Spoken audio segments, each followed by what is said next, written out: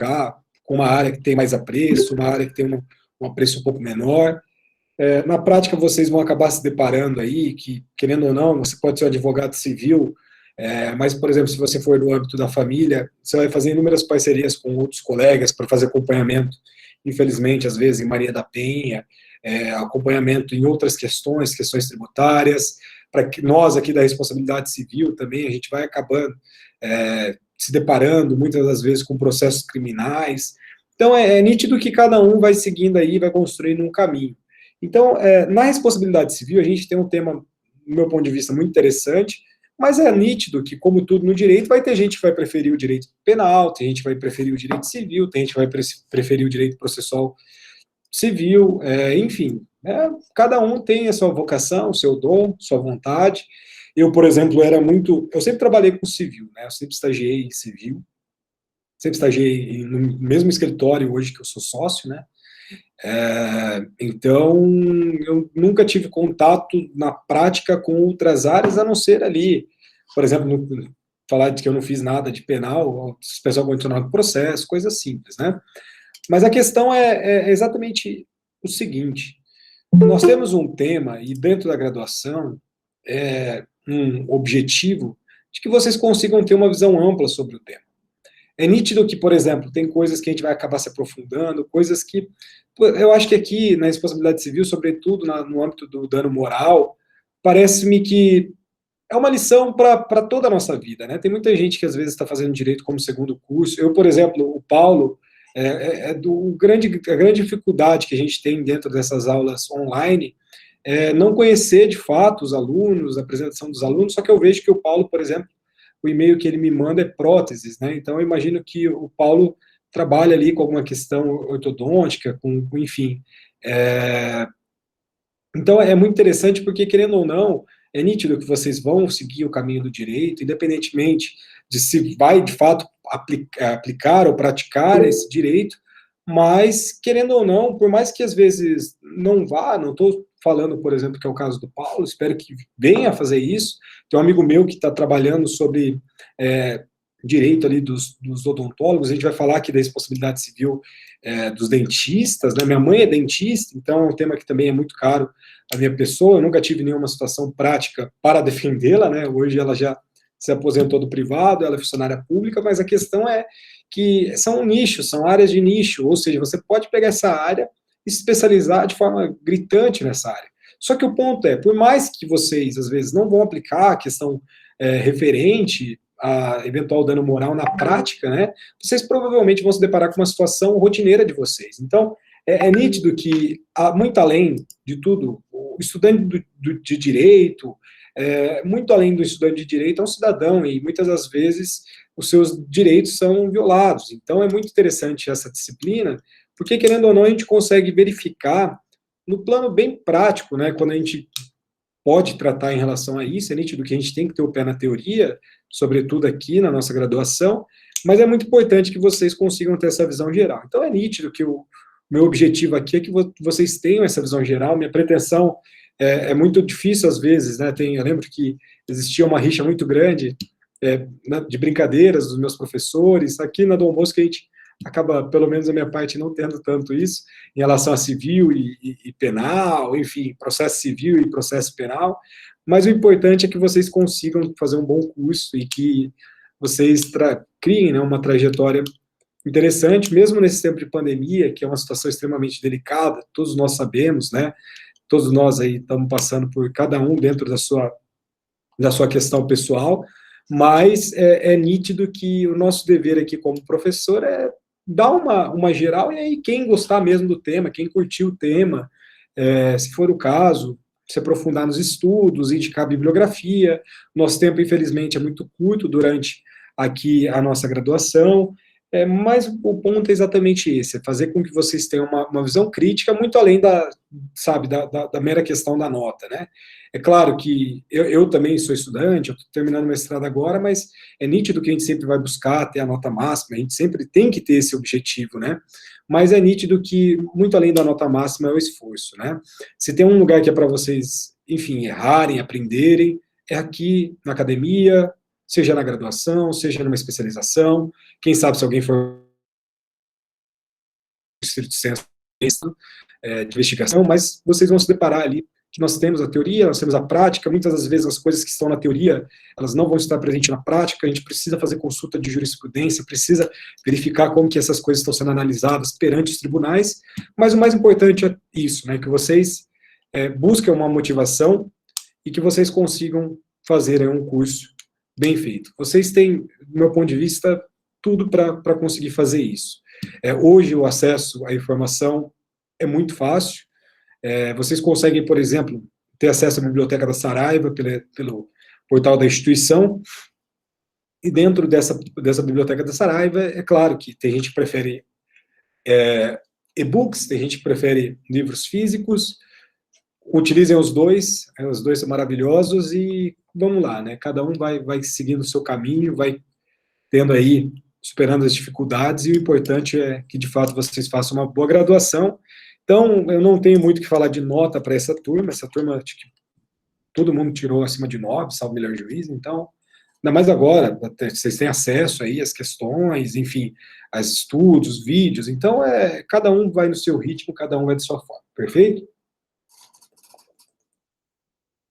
Então, vamos lá, é jogo rápido, né? Tem algumas questões que eu acho que valem a pena um olhar um pouco mais atento, mas vamos lá. Vamos começar então com o nosso trabalho. Nosso trabalho, a gente trabalhou basicamente questões referentes à excludente de responsabilidade, que está lá no nosso capítulo, no nosso texto de nexo de causalidade. Falamos também sobre a própria ideia, né, da responsabilidade civil subjetiva, uma diferenciação da responsabilidade civil objetiva, e também falamos, dentro de uma questão aqui, sobre responsabilidade extracontratual, responsabilidade contratual, enfim. A primeira pergunta que eu coloco no trabalho de vocês é para considerar que o motorista João, né, ao ultrapassar o sinal vermelho, tinha atropelado Bruna, que, em consequência do atropelamento, sofreu ferimentos dos quais decorreram danos materiais. E aqui, quando a gente precisa ter a lição, né? Primeiro, onde está a ideia de obrigação de indenizar? Artigo 927 do Código Civil. Quando a gente olha o artigo 927 do Código Civil, nós temos uma nova criação de uma obrigação, tudo aquilo que a gente já trabalhou, né?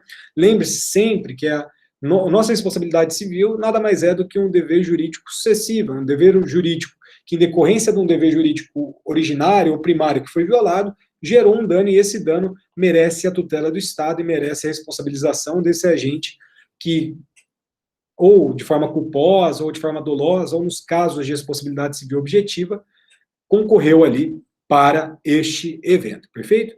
Quando nós olhamos, então, o artigo 927, que é a nossa obrigação de indenizar, a gente tem aquela lição, né? Aquele que, por ato ilícito, e aí faz menção tanto ao artigo 186, que é o nossa famosa cláusula geral de responsabilidade civil subjetiva, quanto ao artigo 187, que é o nosso abuso do direito, a gente vai estudar abuso de direito, tem autores que trabalham antes da responsabilidade civil subjetiva, eu não faço isso, eu gosto de avançar toda a responsabilidade civil subjetiva para daí começar a falar do abuso de direito, porque, querendo ou não, vai estar incluído ali, basicamente, na responsabilidade civil objetiva, no meu ponto de vista, com um meio termo, e precisa de uma maturidade.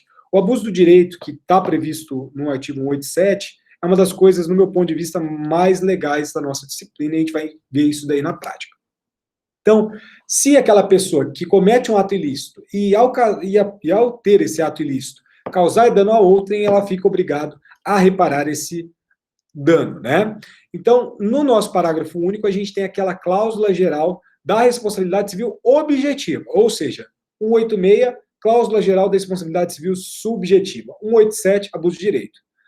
O parágrafo único da obrigação de indenizar, que é o artigo 927 do nosso Código Civil, aí sim, a cláusula geral da responsabilidade civil objetiva, que vai diferenciar, basicamente, da subjetiva em decorrência da ausência do elemento culpa, tá? O que diferencia, dentro daqueles 4 elementos que a gente estudou, né, porque a gente faz 4, tem autores que fazem apenas 3, mas é a conduta, né, conduta voluntária, a culpa, no caso da responsabilidade civil subjetiva, nexo de causalidade e dano, perfeito? São os 4 elementos da nossa responsabilidade civil subjetiva. Na nossa responsabilidade civil objetiva, prevista em vários artigos, mas sobretudo em decorrência dessa cláusula geral de responsabilidade objetiva do artigo 927, parágrafo único, nós temos, vamos dizer assim, a supressão do elemento. Ou seja, nós temos que ter ali a conduta do agente, conduta voluntária, nós temos que ter o nexo de causalidade e a gente tem que ter o dano. Ou seja, nós temos que criar essa ponte entre o nexo de causalidade, essa conduta desse agente e o dano, né, propriamente dito, e aí nós já estaremos presentes diante da nossa responsabilidade civil objetiva.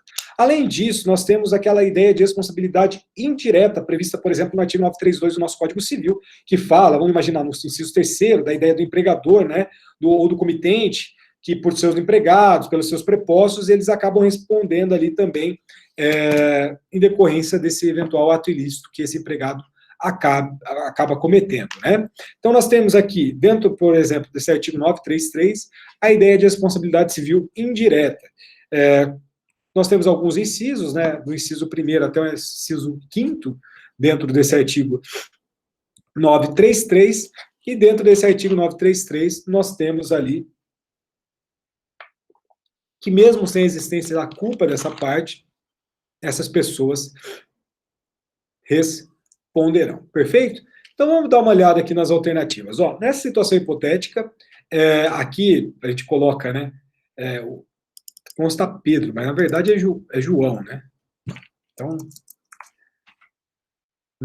acho que vocês entenderam, isso que importa. Só que aqui, qual que é a ideia do João, né? Ele vai responder pelos esses danos se for comprovada a culpa desse motorista. Por quê? Porque, na verdade, João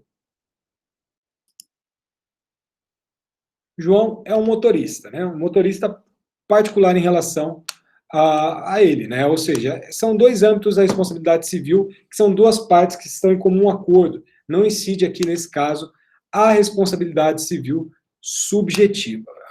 objetiva, perfeito? Então, nós temos aqui que o João ele vai responder pelos danos se comprovada a sua culpa sem grandes dificuldades, perfeito? Na segunda questão, a gente tem aquilo que eu já comentei, né? Qual elemento em caso de responsabilidade civil objetiva que é suprimido, né? Ação ou omissão voluntária? Não, porque a gente fala, ao invés de ação ou omissão, conduta voluntária aqui nas nossas aulas. Nexo de causalidade? Também não. Dano? Também não. Culpa? Sim, né? Culpa é o elemento que acaba sendo suprimido em relação à nossa responsabilidade civil objetiva. O ato ilícito também não, né? Nós precisamos do ato ilícito. A questão do ato que se torna lícito, mas é passivo de indenização, está lá nos nossos casos, por exemplo, exercício regular de direito, legítima defesa, todos aqueles casos que a gente estudou, que aí sim, por mais que o ato seja lícito, se você cometer esse dano, você será responsabilizado e poderá entrar com uma ação de regresso em face dessa pessoa que de fato foi o causador do dano, perfeito?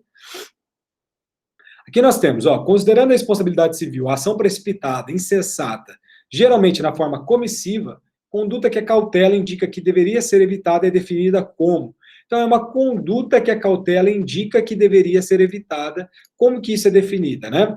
Novamente, aqui nós estaremos diante dos três aspectos da conduta em relação à omissão, né? Negligência, imprudência ou imperícia. Lembrando, então, que a irresponsabilidade estaria excluída aqui e a indolência também estaria excluído. A ideia de negligência a gente pode traduzir de uma forma muito simples, que é uma falta de observância de um dever de cuidado que essa pessoa deveria ter, né? Ou seja, por uma omissão, essa pessoa não observou um dever de cuidado que era inerente a ela, e em decorrência disso, ela comete um ato ilícito. Então, por exemplo, quando um caso de negligência, um motorista que acaba causando um acidente grave por não ter consertado ali uma lanterna traseira, não ter ali colocado alguma questão em relação ao seu freio, algo nesse sentido, né? É uma ideia, então, portanto, de inobservância de um dever de cuidado que é inerente à pessoa, perfeito? A ideia, portanto, também de irresponsabilidade, de indolência, não tem respaldo nenhum aqui para nós, tá? A imperícia, ela está muito mais voltada à ideia de uma falta de aptidão ou uma habilidade específica desse agente, né? Ou seja, uma ideia de uma habilidade, uma atividade técnica, uma atividade científica, que cabe a determinados agentes, mas não ao agente causador de eventual ato ilícito em decorrência disso, né? Então, por exemplo, Vamos imaginar, nos nossos casos tradicionais em relação à perícia, um erro médico, né? A cirurgia não tem uma técnica, por exemplo, de incisão correta, ou, por exemplo, aqui no caso de imperícia, nós temos também a possibilidade de até mesmo falar, dentro das lições do professor Pablo Stose, né, do advogado que acaba deixando de interpor um eventual recurso, né, que possibilitaria, vamos imaginar, segundo uma jurisprudência majoritária, que aquela tese seria acolhida, né? É nítido que a gente poderia falar aqui também de perda de uma chance, mas é possível a gente falar também de uma falta ali de uma atividade específica, técnica desenvolvida por esse advogado, que estaria vinculada à ideia de imperícia, né? E aqui nós temos também a ideia de imprudência. A ideia de imprudência, vocês bem sabem também, é quando aquele agente culpado, ele acaba resolvendo enfrentar ali, de forma desnecessária, um eventual perigo. Então, vamos imaginar um indivíduo que manda um filho seu, né, um filho menor de idade, uma criança, alimentar um pitbull, por exemplo. Ou seja, a gente está expondo uma pessoa ao perigo, que é um perigo imaginável. Então, quando a gente coloca aqui, considerando a responsabilidade civil, a ação precipitada, insensata, geralmente, na forma comissiva, conduta que a cautela indica que deveria ser evitada, é definida exatamente como a imprudência. Por quê? Porque, na verdade, vai se caracterizar a imprudência quando esse agente culpado resolve enfrentar, né, desnecessariamente este perigo. Perfeito? Avançando, aqui nós temos a responsabilidade civil das instituições bancárias, assinale a opção correta, tá? Aqui nós temos uma exploração em relação às instituições bancárias, né? A gente vai estudar com maior profundidade esse tema um pouco mais para frente, mas nós temos aqui algumas questões, né? Porque, por exemplo, responsabilidade decorrente de fortuito interno, né? Vamos imaginar que, por exemplo, aqui nessa primeira questão coloca, né?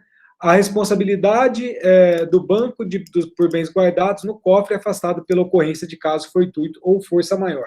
Aqui não, né? Porque, na verdade, essa ideia de responsabilidade por bens guardados no cofre é afastada pela ocorrência de fortuito? Não, porque é fortuito interno, e fortuito interno não afasta o dever de responsabilidade do banco. De acordo com a jurisprudência, o banco não é responsável por roubo ocorrido no interior de uma agência bancária. Também é falsa essa questão, porque é visto como fortuito interno em decorrência, sobretudo, da súmula 497 do nosso Superior Tribunal de Justiça. A C, né? Aplica-se aos bancos o princípio res perit dominio, né? Ou seja, o que é esse princípio res perit dominio, né? A gente tem aquela ideia de que o banco, ele, vamos imaginar, numa modalidade de mútuo, pode ser visto para nós como um empréstimo, né? Ele vai transferir o domínio dentro, por exemplo, para o banco, de um direito depositado. Então, quando você deposita determinada quantia, você está transferindo esse domínio para o banco. Então, o banco que acaba ali efetuando, por exemplo, aplica-se aos bancos com relação aos depósitos efetuados por seus clientes, é exatamente em relação a isso, né? Então, essa é a alternativa correta. Essa daqui eu considerei também a D, porque existe uma discussão em relação à jurisprudência dessa D, só que eu considerei, então, tanto a C quanto a D. Por quê? Porque, de fato, é isso que acontece na questão da instituição bancária, tá? A partir do momento que esse correntista transfere o dinheiro para o banco, é responsabilidade do banco guardar esta quantia, tá? Então, nós temos, sim, essa questão. Em relação a D, como eu falei para vocês, existe um posicionamento divergente na doutrina e também na jurisprudência. Basicamente, a gente vai encontrar tanto só um ponto, tá? O gabarito foi uma banca da CESP do Tribunal de Justiça para magistrado do Tribunal de Justiça do Ceará, 2012 essa questão. Então, teve ali uma discussão em relação a essa D que fala, o fato de o cheque ter sido falsificado por preposto correntista não afasta a responsabilidade do banco. Na verdade, nós temos um duplo posicionamento. Mas a gente tem uma súmula muito antiga do Supremo Tribunal Federal, que é a súmula 28, que fala que o estabelecimento bancário ali, na verdade, ele é responsável por esse cheque falsificado pelo preposto da empresa, né? Essa súmula 28 fala assim, ó, o estabelecimento bancário é responsável pelo pagamento de cheque falso, ressalvadas hipóteses de culpa exclusiva ao concorrente do correntista. Então, dentro dessa hipótese aqui, nós teríamos sim a possibilidade de afastar a responsabilidade do banco, porque é uma falsificação. Só que a grande dúvida é, por isso que tem a divergência na doutrina e na jurisprudência. Falsificado por preposto. Esse preposto, querendo ou não, é um terceiro, né? Tudo bem, é um preposto terceiro, mas é um terceiro vinculado ao correntista, mas é um terceiro fraudador. Então, a súmula do 28 do STF fala no final dela hipótese de culpa exclusiva ou concorrente do correntista. Só que será que age com culpa esse correntista que teve um prejuízo em decorrente de um eventual terceiro fraudador, que é um preposto, por mais que seja preposto? Então, por isso que eu considerei tanto a C quanto a D nessa daqui, tá? Aqui coloca, provada a falha justificada no sistema, não serão devidos pelo banco danos morais por devolução indevida do cheque. Na verdade, aqui nós temos uma súmula muito importante também, que é a súmula 388 do Superior Tribunal de Justiça, que fala que a simples devolução indevida do cheque vai caracterizar dano moral. Isso daqui está sendo mitigado cada vez mais, tá? Acho que isso daqui também vai passar um tempo, vai acabar caindo, mas por enquanto a alternativa ela acaba sendo incorreta, porque o entendimento dentro da súmula 388 do Superior Tribunal de Justiça fala para nós que existe a caracterização do dano moral pela devolução indevida de cheque, perfeito? Aqui nós temos Mário, que dirigia seu veículo em velocidade compatível, né, com a via que trafegava, e foi surpreendido pela travessia de Pedro, que caminhava fora ali da faixa destinada para os pedestres, né? Naquele momento, Pedro utilizava o telefone móvel para envio de uma mensagem de texto e não observou a aproximação do veículo conduzido por Mário. Para evitar o atropelamento, Mário teve de efetuar uma manobra brusca, o que culminou na colisão com o veículo de Ana, que estava regularmente estacionado. A respeito dessa situação hipotética, assinale a opção correta. Bem, aqui nós temos aquela ideia de conduta lícita, mas que é uma conduta que vai gerar a responsabilização em decorrência desta questão, perfeito? Então, nós temos aqui uma conduta de Mário que foi, de fato, uma conduta lícita, né?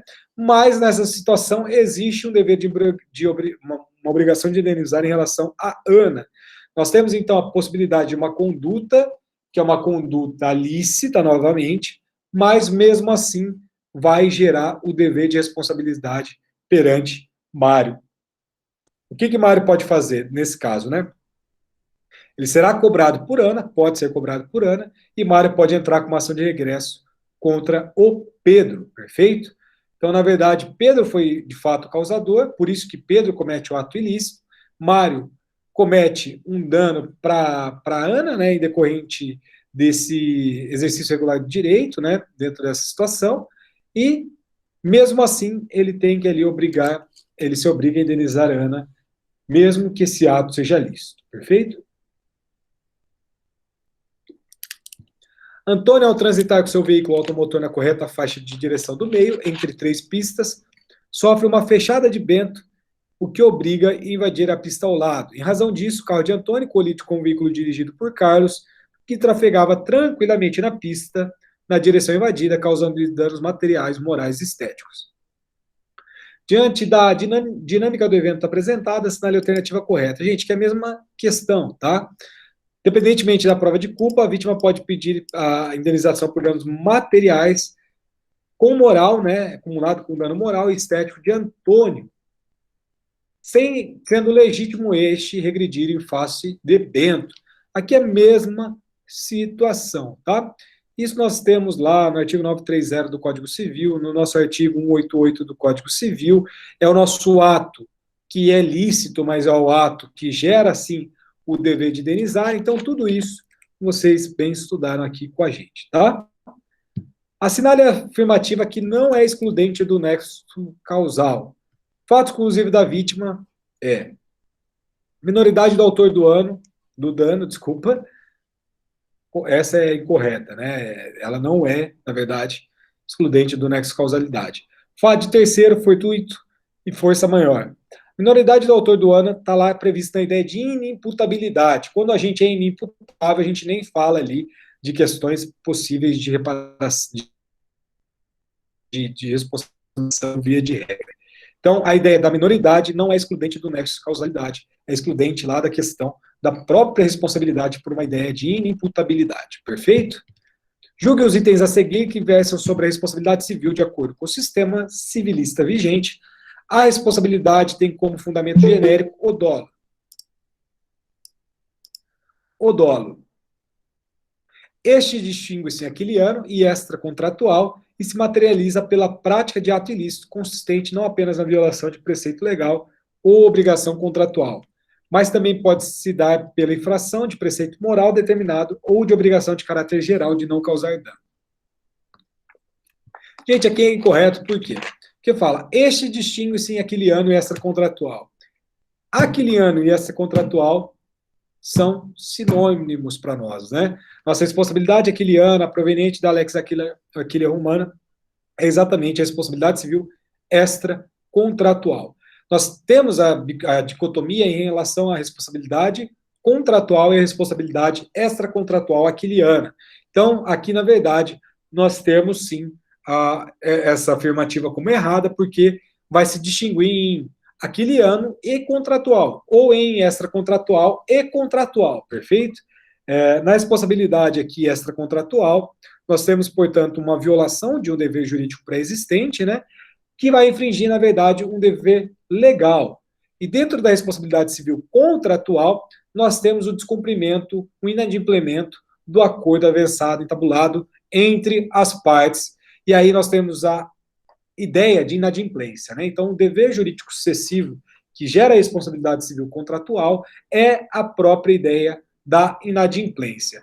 Aqui, para nós, a responsabilidade civil extracontratual é infração de um dispositivo legal, perfeito? De um dever legal no modo geral, beleza? Então, na verdade, é errado, porque é uma dicotomia entre responsabilidade civil extracontratual e contratual, sendo aquiliana sinônima de extracontratual.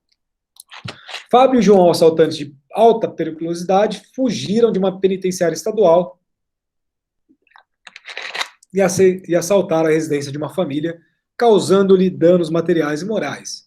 Demandado judicialmente, o Estado deixou de ser condenado em primeiro grau a indenizar a vítima de violência, pois o dano não teria decorrido direta e imediatamente de ação / omissão estatal. Gente, aqui, por mais que a gente não tenha visto ainda a responsabilidade civil do Estado, nós estamos diante de uma questão referente a nexo de causalidade. Nós estudamos aquele precedente que é proveniente aqui do Estado do Paraná, que bateu no STF, que considerou que, lembrando, novamente, aqui no Brasil, a nossa teoria que se aplica em relação a nexo de causalidade é a teoria da causalidade adequada, ou seja, qual que é a causa que mais se adequa para a ocorrência deste dano.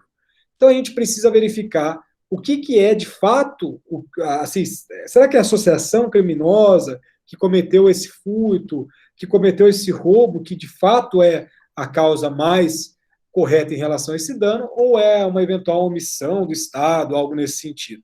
Então, na verdade, a resposta correta para essa daqui está lá na letra A, que fala para nós que a teoria sobre o nexo causal, que inspirou o julgador a isentar o Estado da responsabilidade civil, foi a da interrupção do nexo causal. É exatamente isso daqui, porque não foi a causa que melhor se adequa dentro dessa situação. Gente, aquele precedente, vocês questionaram bastante esse caso, falaram de prescrição, falaram de uma série de questões. Lembre-se disso, tá? A gente precisa verificar qual que é a causa que melhor adequa ao dano. Se houve ali, de fato, uma interrupção em relação a esse primeiro momento, a interrupção exime, por exemplo, nessa questão, o Estado de responder esta indenização, beleza? Só que se essa lesão tiver um vínculo, de fato, com a questão da omissão estatal, aí sim a gente poderia falar de responsabilização do Estado. Considera-se fortuito interno, né? Aqui é uma questão também bem específica em relação ao fortuito interno. Hipótese de exclusão de responsabilidade subjetiva. Não. A gente vai falar de fortuito interno muito além da responsabilidade subjetiva, sobretudo na responsabilidade civil objetiva, né? Os casos que a gente trabalhou aqui, bancos, enfim, uma série de questões de fortuito interno que está lá na responsabilidade objetiva e aplicada. Conduta ilícita do consumidor passível de responsabilização. Não é isso, não tem nada a ver com isso, né? Essa afirmativa. Fato ligado aos riscos da atividade desenvolvida pelo fornecedor. É exatamente isso a ideia do fortuito interno. E expressão da vontade internalizada na mente de um contratante. Pelo amor de Deus, né? Aqui não tem nem o que discutir também. Então, é fato ligado aos riscos da atividade desenvolvido pelo fornecedor. Então, por exemplo, um banco. Por que o banco, mesmo que ele foi vítima de uma fraude, ele vai ser considerado o responsável por eventual dano? Mesmo ele sendo vítima dessa fraude. Porque ele tem um dever de segurança e decorrência dessa atividade desenvolvida pela instituição bancária. Então, o fortuito interno, de fato, é um fato ligado aos riscos da atividade desenvolvida pelo fornecedor. Beleza? Falar um pouco da prova aqui, né? Consoante a dicção da lei civil vigente, aquele que por ação ou omissão voluntária, negligência ou imprudência, violar direito de causar dano a outra, ainda exclusivamente moral, comete ato ilícito. Isso aqui é o nosso artigo 927 do Código Civil. Sendo assim, considere as proposições abaixo e assinale a correta.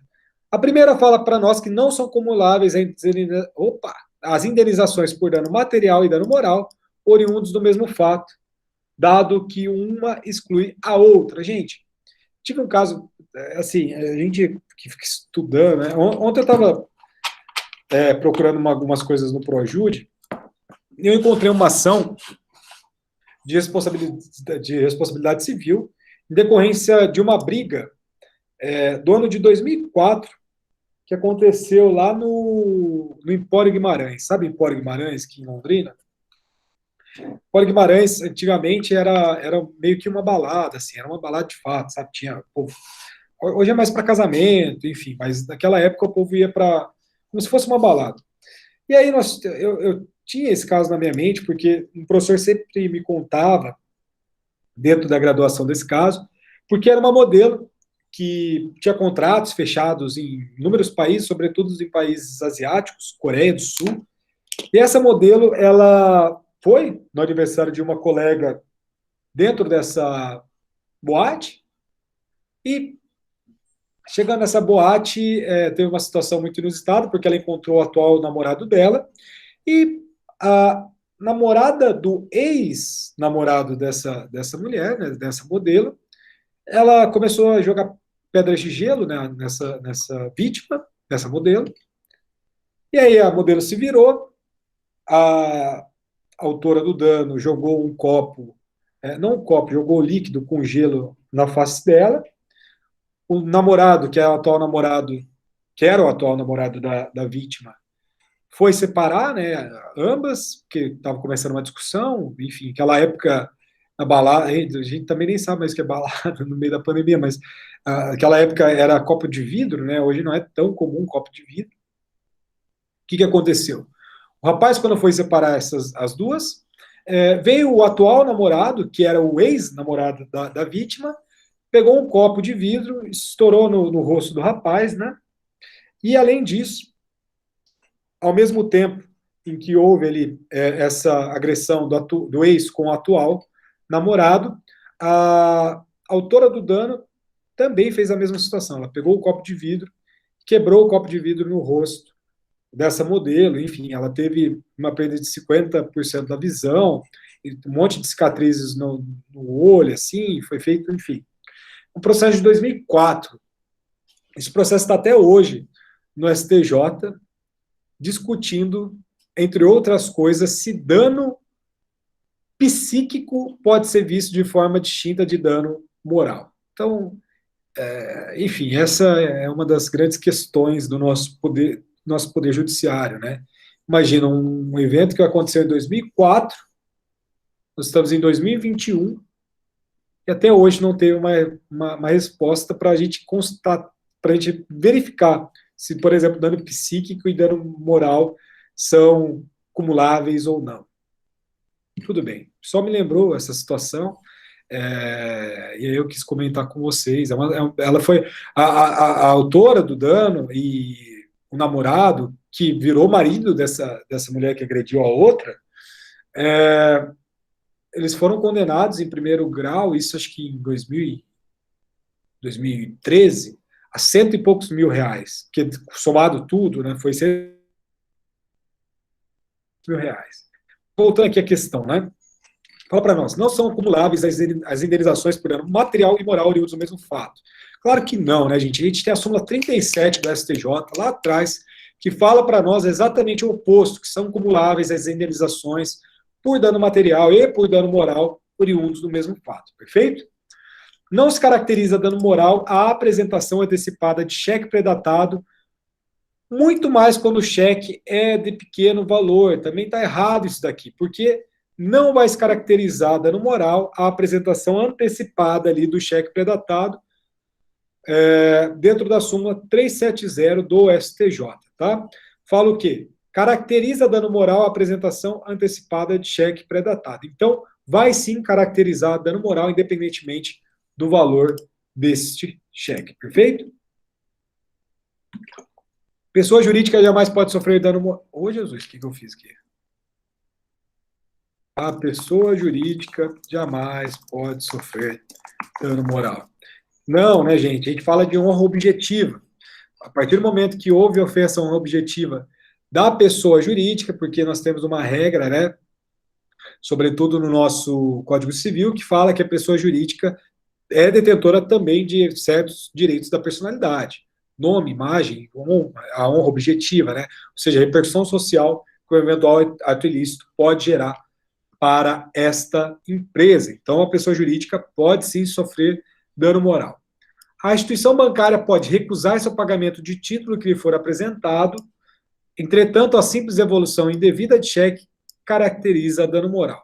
Isso daqui é aquela ideia que eu falei para vocês que vem sendo um pouco mitigada, mas hoje ainda nós temos a súmula 388 do STJ, que fala para nós que a simples devolução indevida do cheque caracteriza dano moral. Portanto, a correta aqui é a nossa chamada letra D, perfeito? Acerca dos danos morais, considerando a jurisprudência do Superior Tribunal de Justiça, é correto afirmar: da anotação irregular em cadastro de proteção do crédito, não cabe indenização por dano moral quando pré-existente legítima inscrição, ressalvada ou cancelamento. Gente, é exatamente isso daqui que a gente falou na nossa aula, né? Súmula 385 do nosso STJ, que fala para nós da inscrição pré-existente, né? A partir do momento, por exemplo, eu tenho lá uma dívida, eu falei aqui, por exemplo, a Dom Bosco me escreve no Serasa da Vida por um boleto de fevereiro desse ano. Eu paguei esse boleto de fevereiro desse ano e fui inscrito indevidamente pela Dom Bosco. Mas eu tenho uma dívida com a empresa do Vinícius.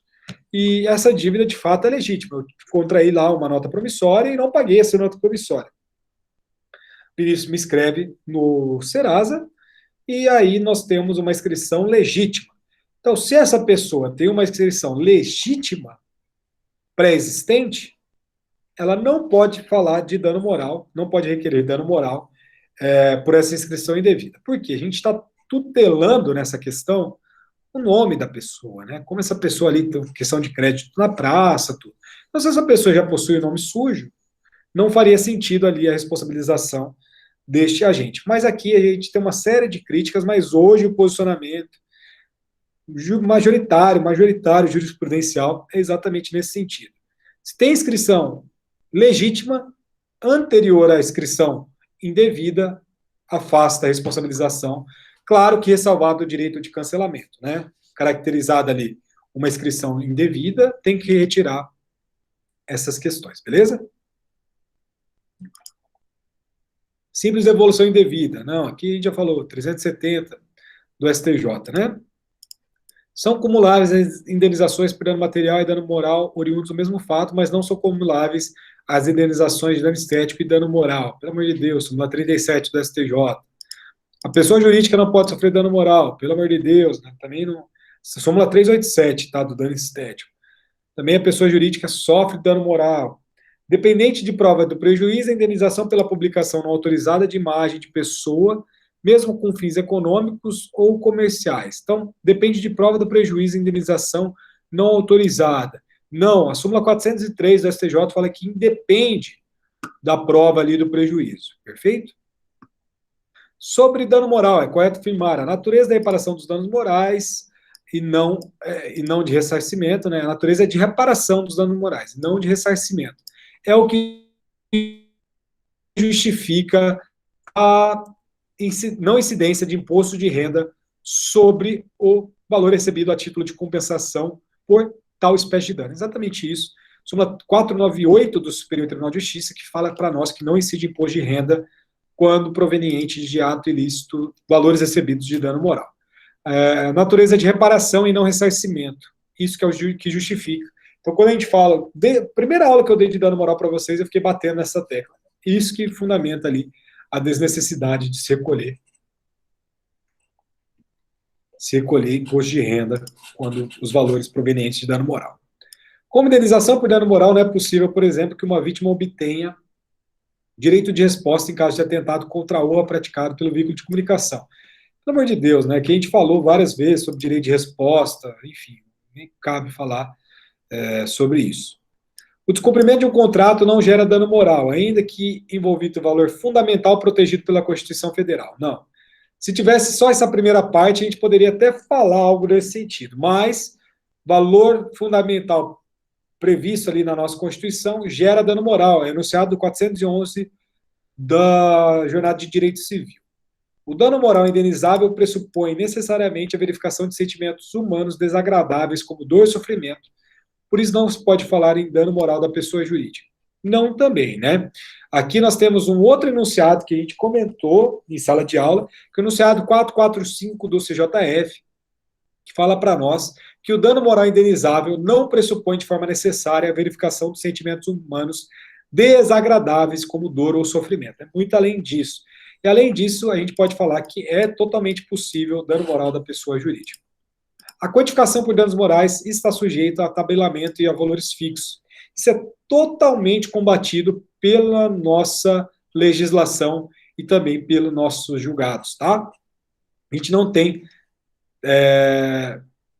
tabelamento, a gente não pode tabelar valores fixos em relação a dano moral. A gente precisa verificar aquele método bifásico, perfeito?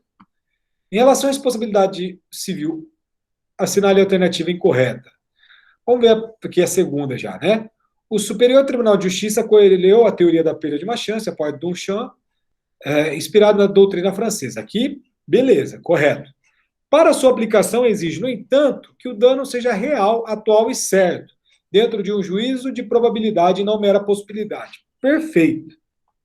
O quanto da indenização será o valor integral do dano experimentado pela vítima. Opa, melou, né?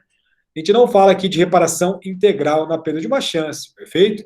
A gente precisa verificar a probabilidade dessa chance que essa pessoa atingiria dentro de uma conduta normal, que é o nosso clássico exemplo do show do milhão, né? Aquela ideia lá do show do milhão, ou seja, a gente não fala de reparação do valor integral do dano.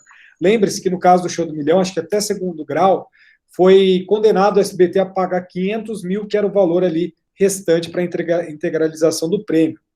Só que chegou no STJ, o STJ falou que não, que na verdade essa pessoa ali tinha 4 possibilidades, e aí considerou, né, que dentro dessas 4 possibilidades, você dividiria ali 25% em relação à chance. Então não falamos em 100%. 100% é dano material, dano emergente ou lucros cessantes. Nesse caso, não é o que se aplica na perda de uma chance, que na verdade será o valor ali que não vai se confundir com lucros cessantes. Ou seja, a gente vai colocar ali, de fato, o que o próprio Instituto sugere, ou seja, a perda, né, dessa possibilidade, dessa chance que a vítima possuía. Se a gente tivesse, de fato, numa certeza, a gente não falaria de chance, perfeito? E se tivesse, de fato, dentro de uma certeza, a gente estaria diante de lucros cessantes e não diante da perda de uma chance. No que se refere à responsabilidade civil, assinale a opção correta. Vamos verificar aqui exatamente essa ideia aqui do método bifásico, né? A jurisprudência do STJ tem afastado a característica... não, isso aqui é outra questão, né? Que é fortuito interno, né? A jurisprudência do Superior Tribunal de Justiça tem afastado a caracterização de assalto ocorrido em estabelecimento bancário como caso fortuito ou força maior, mantendo o dever de indenizar da instituição bancária, já que a segurança é essencial ao serviço prestado. Gente, aqui é a atividade, né? É o risco da atividade do banco. Então, aqui nós temos a incidência do caso fortuito interno, e o fortuito interno não exclui o dever de indenizar. Externo exclui, interno não exclui, fortuito interno não exclui o dever de indenizar. Segurança é um dever intrínseco ali à natureza da instituição, é um risco da atividade. Sendo risco da atividade, fortuito interno, não adianta alegar, por exemplo, que foi um assalto cometido por terceiros, se dentro da instituição bancária não se discute, perfeito? A atriz Maria, ao atravessar a rua em local proibido, foi atropelada por um carro cujo motorista não tinha habilitação e que trafegava em velocidade incompatível com aquele local.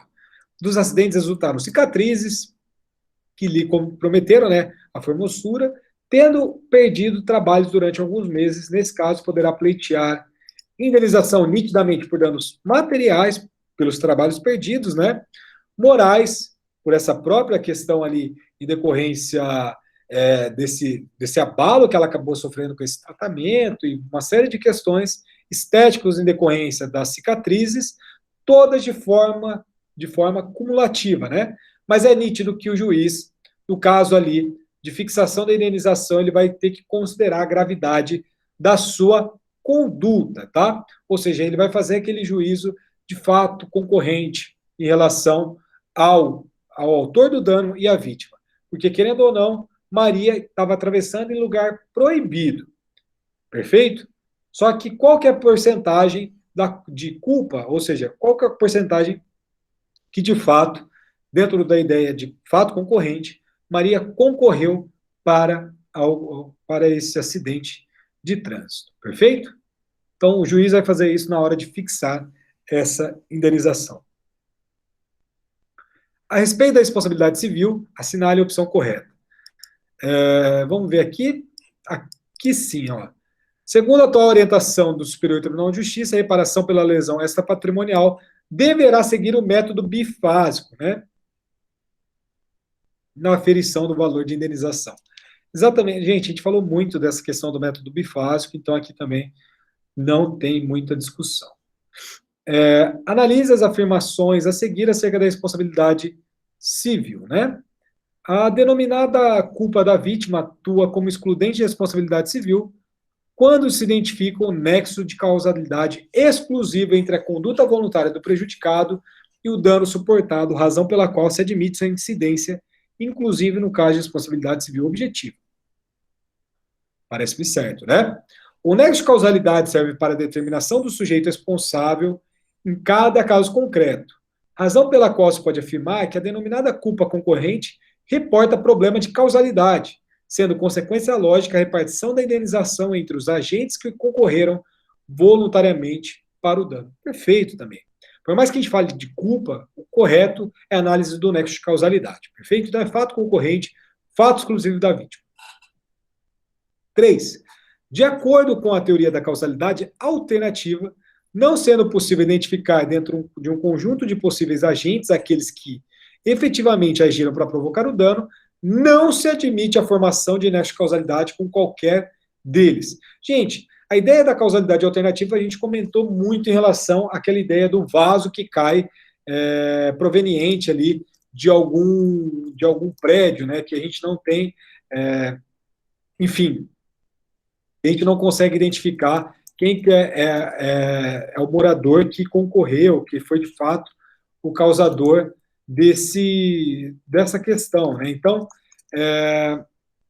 esse caso da causalidade alternativa, nós temos que, na verdade,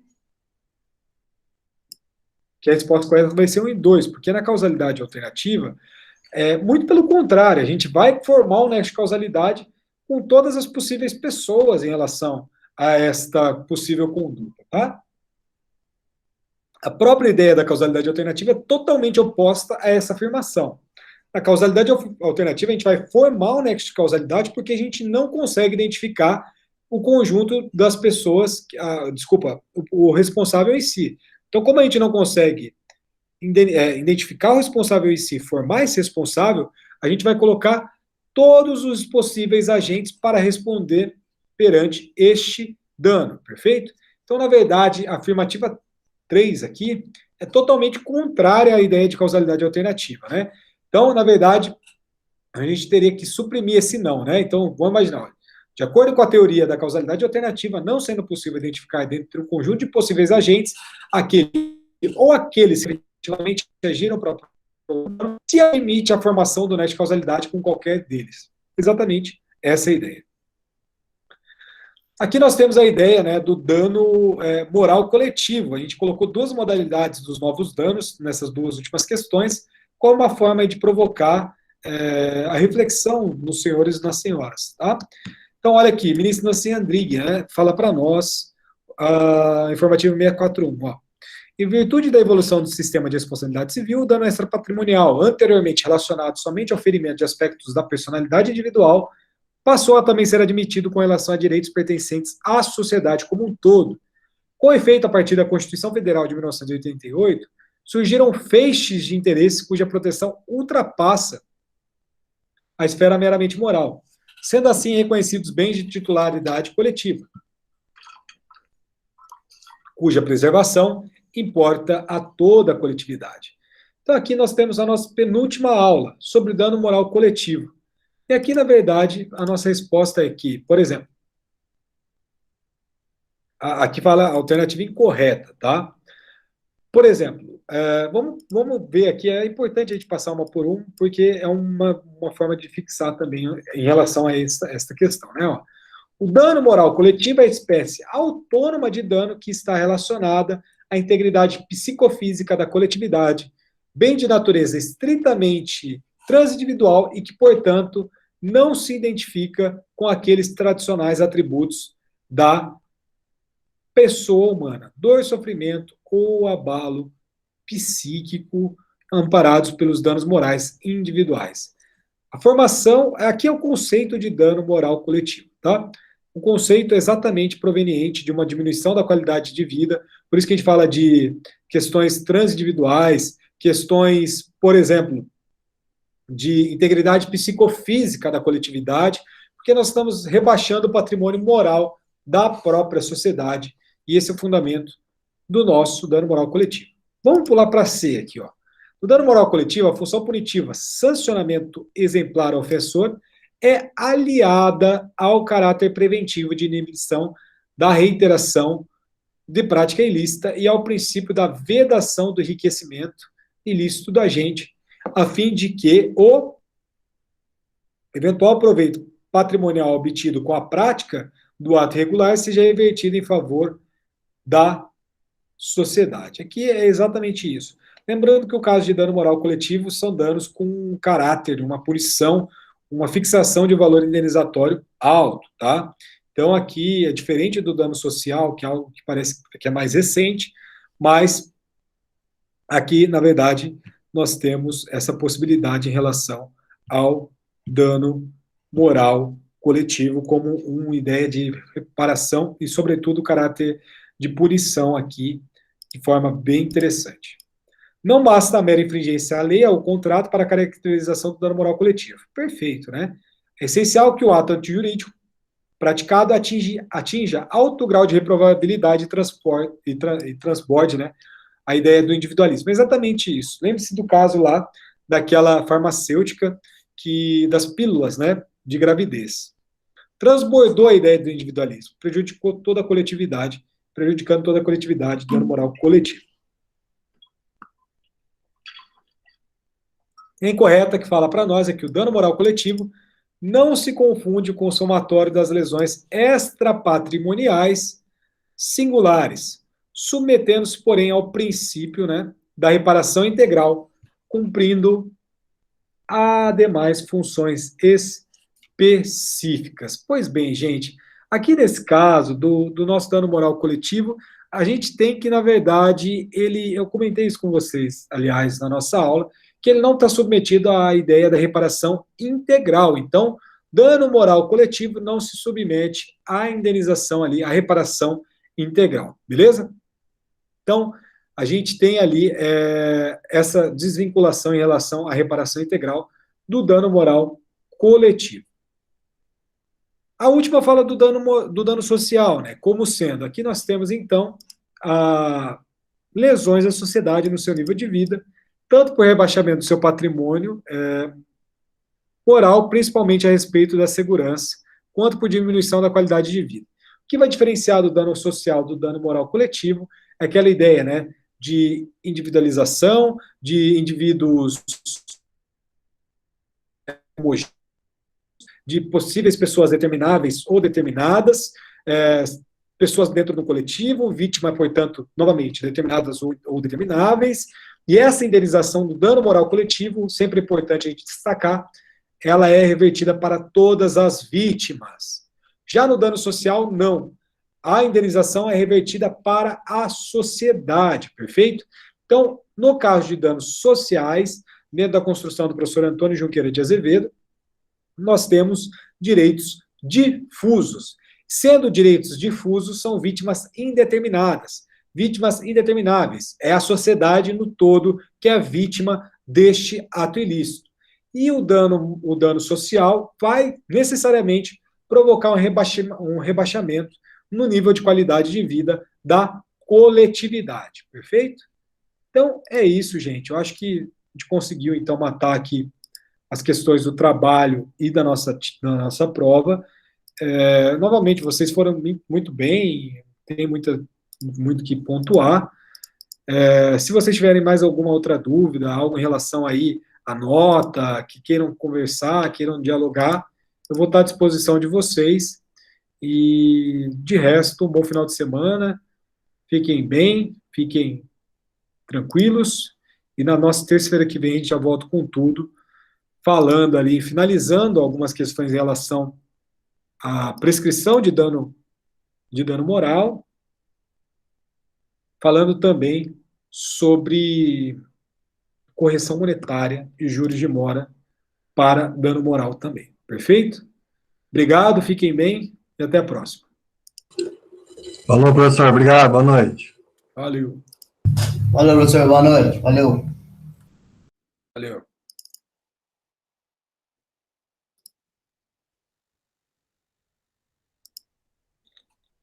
Alô, professor, boa noite.